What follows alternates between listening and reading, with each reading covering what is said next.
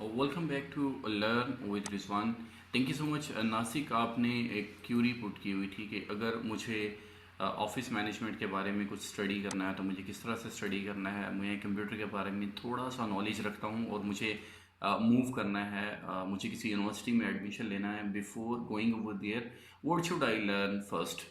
तो हम मूव करते हैं आपके इस क्यूरी की तरफ और शुरू करते हैं। औज़ुबिल्लाहिमिनश्शैतानिर्रजीम बिस्मिल्लाहिर्रहमानिर्रहीम रब्बि इश्रह ली सदरी व यस्सिर ली अमरी वहलुल उक़दतम मिन लिसानी यफ़क़हू क़ौली सदक़ल्लाहुल अज़ीम व सदक़ रसूलुहुन नबियुल करीम। अल्लाह रब्बुल इज़्ज़त से दुआ है कि अल्लाह रब्बुल इज़्ज़त हमें इल्म नाफ़िया अता फ़रमाए और उस इल्म की बदौलत हम इस्लाम की, अपने वालिदैन की और मुल्क पाकिस्तान की खिदमत कर सकें। मूव करते हैं अपने काम की तरफ। तो वेरी बिगिनिंग लेवल से मैं आपको बताना चाहूँगा, अगर आप वाकई ही इस तरह से सीखना चाह रहे हैं तो सबसे पहले जो चीज़ है हमारे पास वो है, हमारे पास ये वाला सिस्टम जब हमने ऑन किया है, ऑन करने के बाद हमने विंडो की जो है हमारे कीबोर्ड के ऊपर, मैं उसके बारे में भी ज़रा डिटेल आपको यहाँ पे अपलोड कर दूंगा। विंडो की अगर आप प्रेस करते हैं तो ये जो चीज़ ओपन होती है, आपको इसको कहते हैं हम स्टार्ट मेन्यू। यहाँ पे जो चीज़ भी आपको रिक्वायर्ड, लाइक मैं ये चाह रहा हूँ मुझे कैलकुलेटर चाहिए, तो मैं यहाँ पे क्या करूँगा, कैलकुलेटर, ये सर्च बार में मैं आके मैं यहाँ लिखता हूँ कैलकुलेटर। तो जैसे मैं कैलकुलेटर लिखूँगा तो मुझे यहाँ पे कैलकुलेटर मिल जाएगा। मैं क्लिक करूँगा तो मैं कैलकुलेटर को यूज़ कर सकूँगा।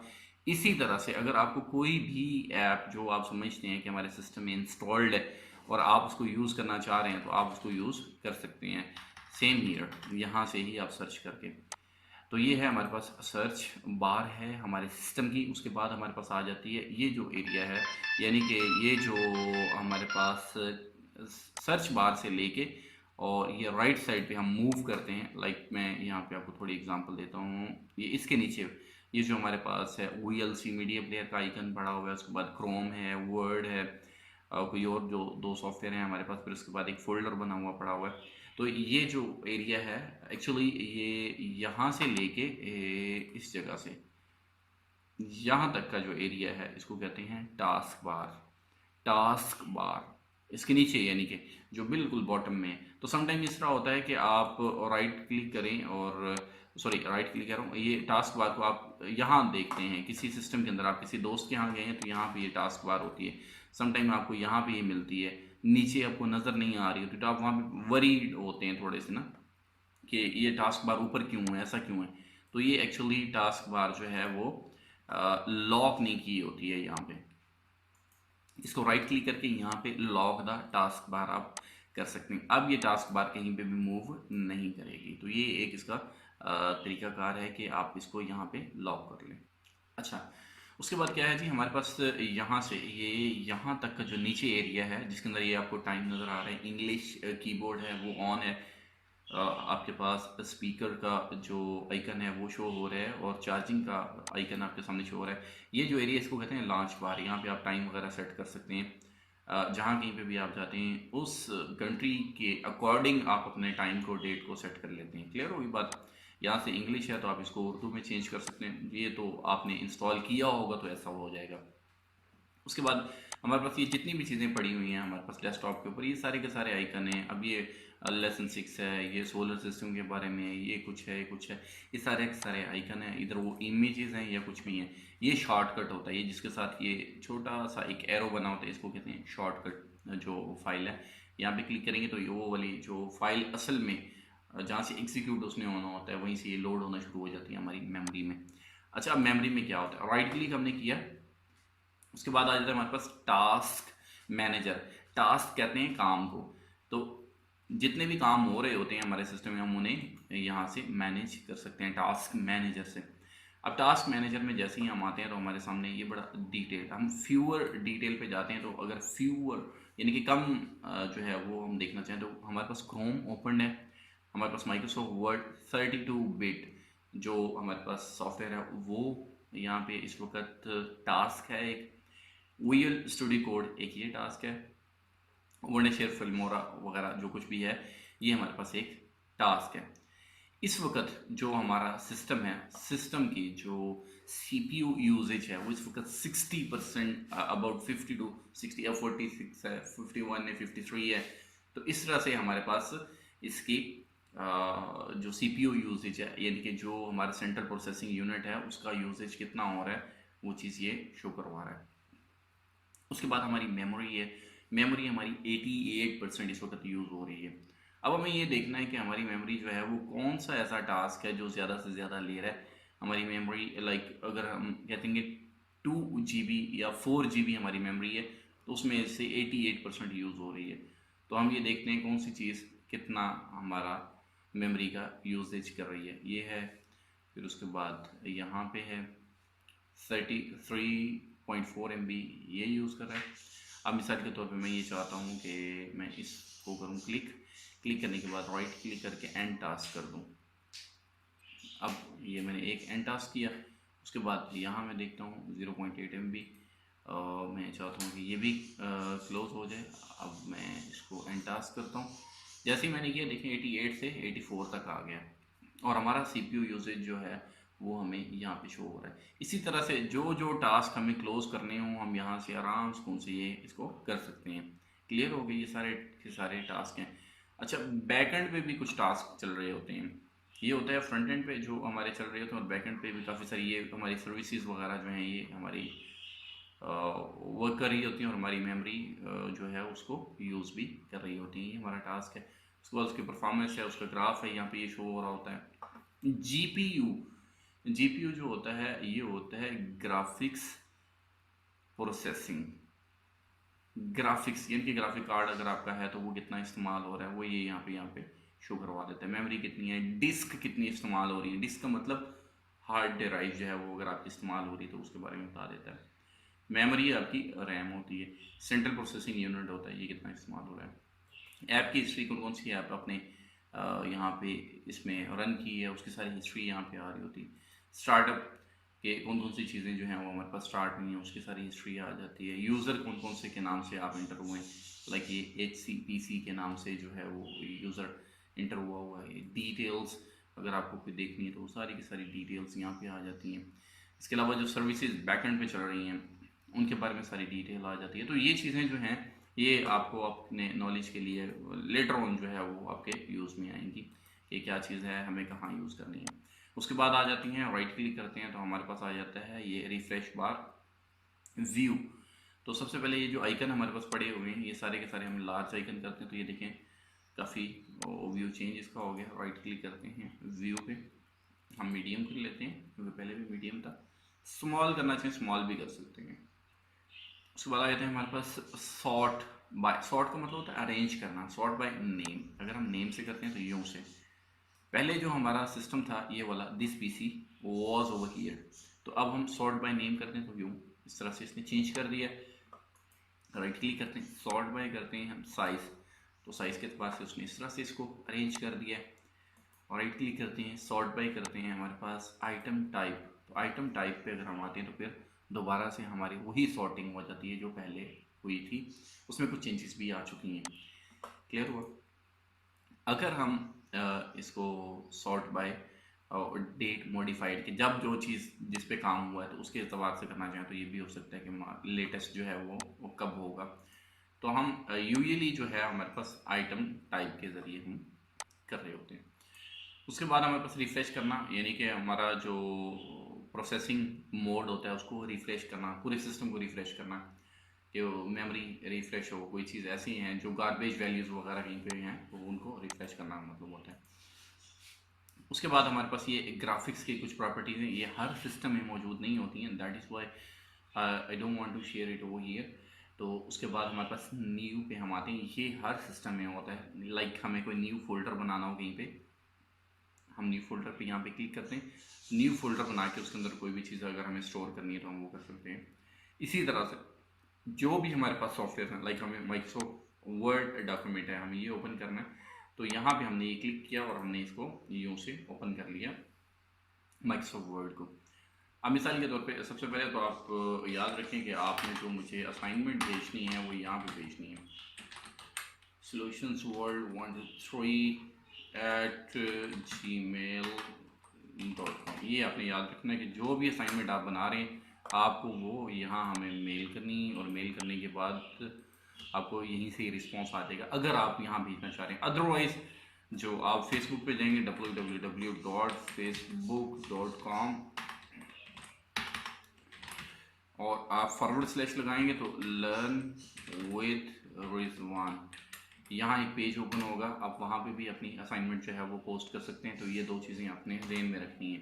अच्छा, यहाँ पे ना एक चीज़ जो मैं आपको ऐड करना चाह रहा था वो ये थी कि जब हम कभी हमारा सिस्टम हेल्ड हो जाता है, जिसे हम कहते हैं हाल्ट हो जाता है, सिस्टम स्टक हो जाता है, सिस्टम को कोई बटन काम नहीं कर रहा होता, ना हम मूव फॉरवर्ड कर सकते हैं, ना हम बैकवर्ड कर सकते हैं, ना हमारा कीबोर्ड काम कर रहा था, ना माउस काम कर रहा होता है, तो हम क्या करते हैं, हम बूटिंग प्रोसेस को दोहरा देते हैं। बूटिंग प्रोसेस क्या होता है हमारा, जब हम बटन प्रेस करते हैं अपने सिस्टम की पावर वाला जिसे आप कह रहे हैं पावर वाला बटन जब हम प्रेस करते हैं तो वहाँ से लेके आपके सिस्टम का यहाँ तक कोई भी चीज़ डिस्प्ले कर देना, इसको कहते हैं बूटिंग प्रोसेस। अब ये जो बूटिंग प्रोसेस होता है, इस बूटिंग को दो तरह से कहते हैं, हॉट बूटिंग, कोल्ड बूटिंग। ठीक है, हॉट बूटिंग कौन सी होती है? हॉट बूटिंग वो वाली होती है जिस बूटिंग को हम ज़बरदस्ती सिस्टम को बंद करते हैं और वो फिर दोबारा से ज़बरदस्ती उसको चला देते हैं, लाइक हम प्रॉपर शटडाउन नहीं कर रहे होते, उसको कहते हैं हॉट बूटिंग। ठीक हो गया। कोल्ड बूटिंग क्या होती है? प्रॉपर शटडाउन करना सिस्टम को, और शटडाउन करने के बाद दोबारा से उसको रीस्टार्ट करना या कुछ ऐसा प्रॉब्लम काम करना। लाइक मैं यहाँ पे आता हूँ, यहाँ क्लिक करता हूँ, मैं रीस्टार्ट करता हूँ, तो ये हो जाएगी हमारी कोल्ड बूटिंग। अगर मैं ऐसा नहीं करता हूँ, ज़बरदस्ती सिस्टम को बंद करता हूँ, तो फिर ये मेरी हॉट बूटिंग होगी। ये थी हमारे पास बूटिंग। और अभी हम राइट क्लिक करते हैं दोबारा से और डिस्प्ले सेटिंग। अब ये जो डिस्प्ले की सेटिंग है, ये हर सिस्टम की कुछ ना कुछ चेंजेस होती हैं इसके अंदर। आप अपने सिस्टम पे लाइक मैंने अभी ब्राइटनेस एंड कलर जो है उसको मैं कम करना चाहूँ। ये देखिए, आप इसका इफेक्ट देख रहे हैं अपने वीडियो में ही, आप देख लेंगे। क्लियर हुआ? यहाँ से मैं इसका ब्राइटनेस एंड कलर को मैं ज़्यादा या कम कर सकता हूँ। ये डिस्प्ले में यहाँ पर हम काम कर रहे हैं। उसके बाद ये है जी size of text, apps and other option. अब यहाँ पे मैंने किया, इसको 100 करता हूँ। फ़र्क नज़र आ गया आपको? बिल्कुल।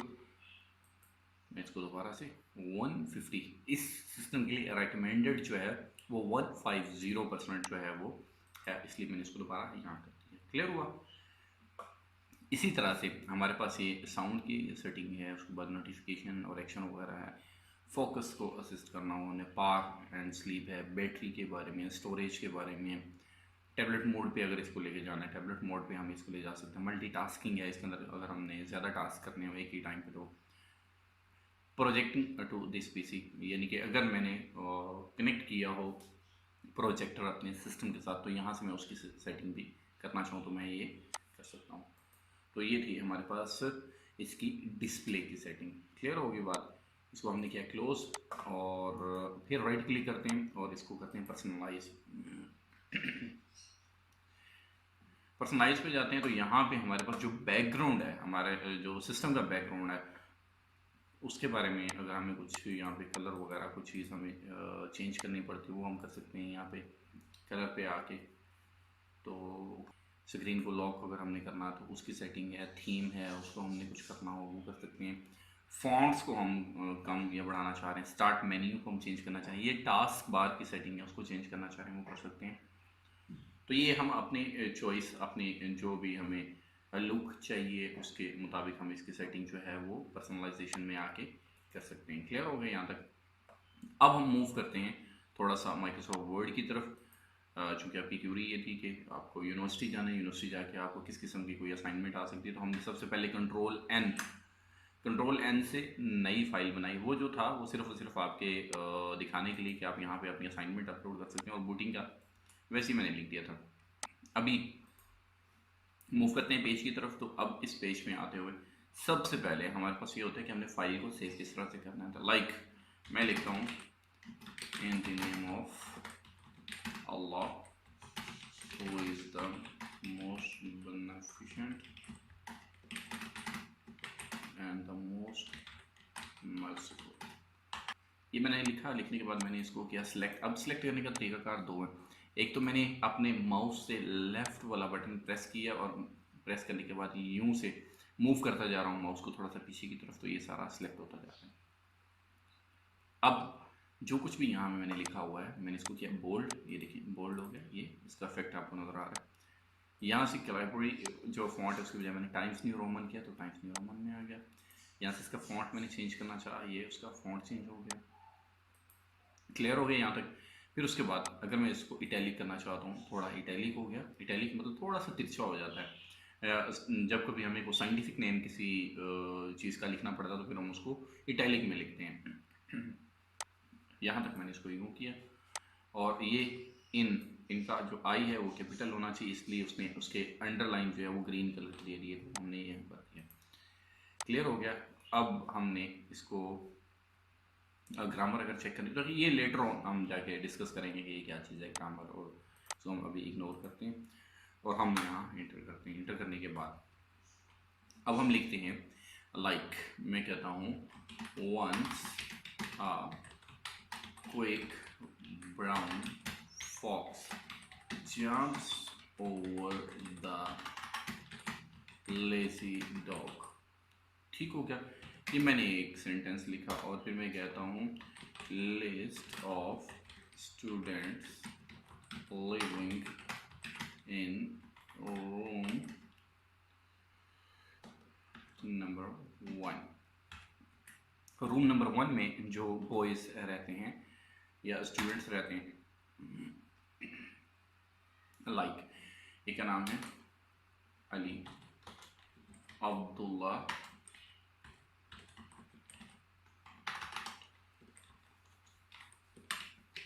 वसीम, उसके बाद नासिक,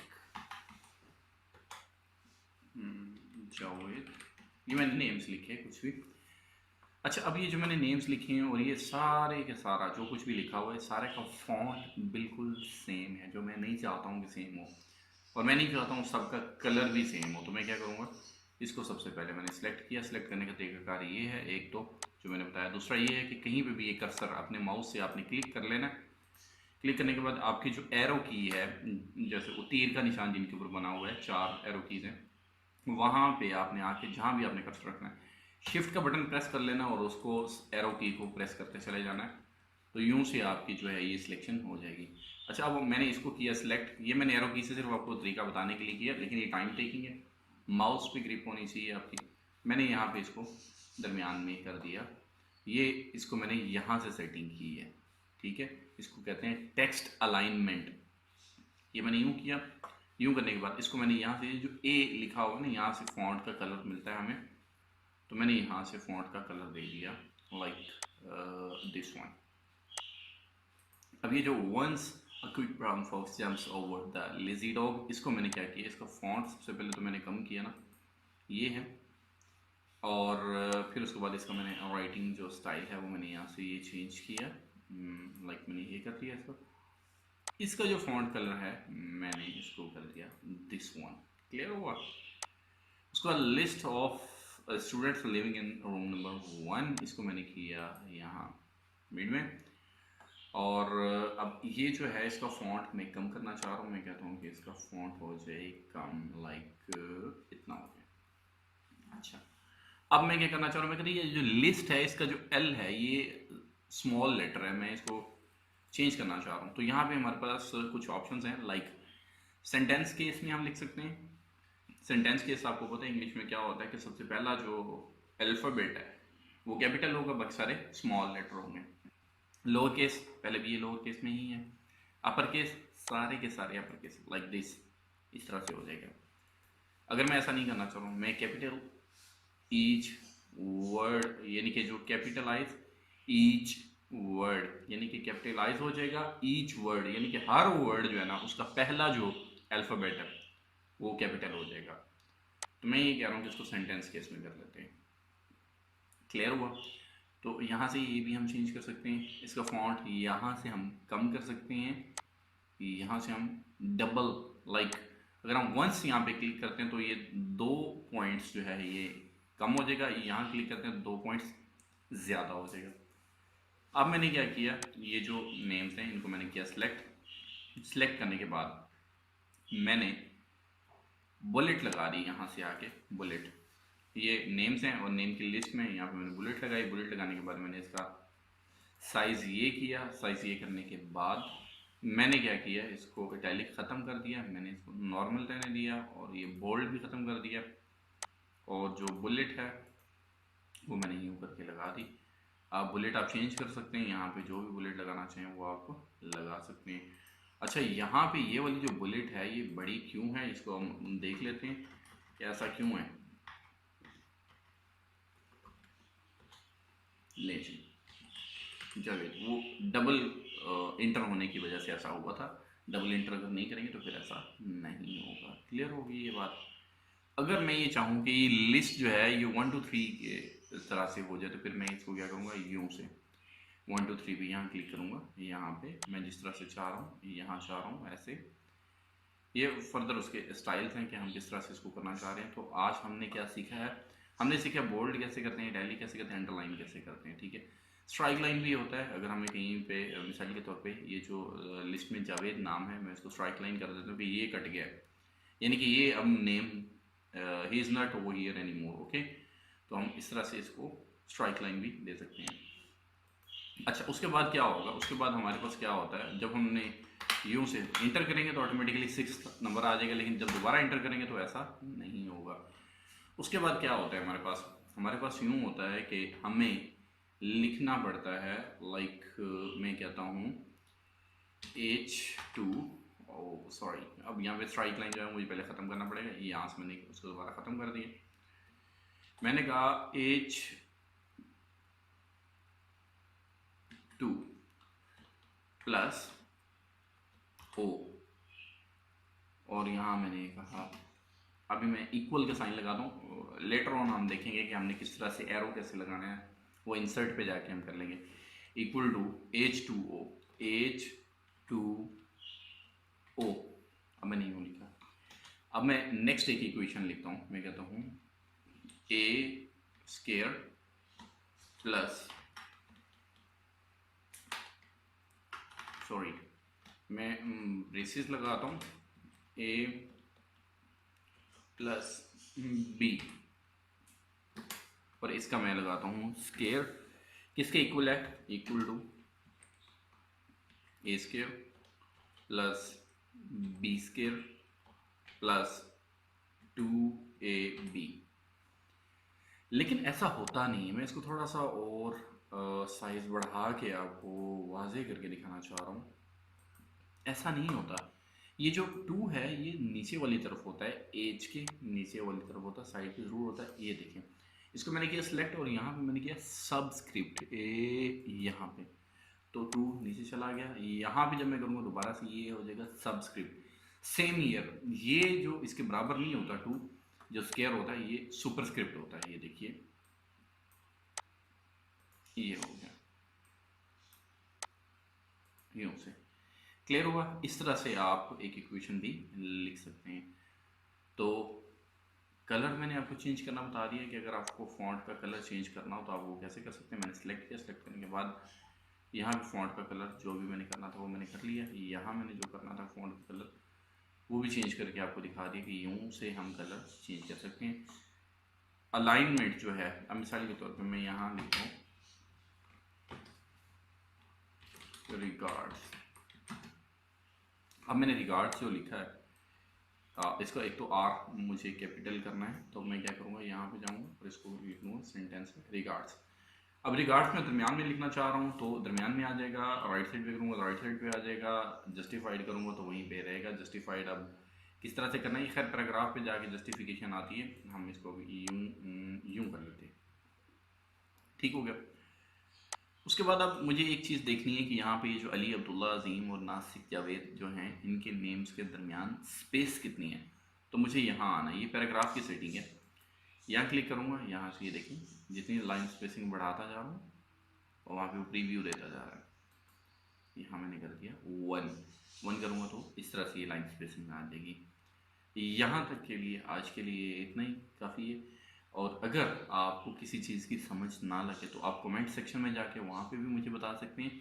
इसके अलावा आप क्या करेंगे, आप जाएंगे अपने क्रोम पे www. आप फेसबुक पे जाएंगे, फेसबुक पे जाके / आप लगाएंगे और आप लिखेंगे लर्न विद रिजवान और इंटर कर देंगे। यहाँ पे आपको मिल जाएगा ई लर्निंग का पेज, और इस पेज पे आके आप यहाँ पे भी पोस्ट कर सकते हैं कि मुझे इस चीज़ की समझ नहीं लगी है। एक तो आपकी कम्युनिटी के लोग जो हैं वो आपको मिल जाएंगे, वो आपको समझा देंगे। अगर वो नहीं आपको समझाते हैं तो फिर मैं आपको असिस्ट कर दूंगा। Thank you so much, keep smiling always, good bye.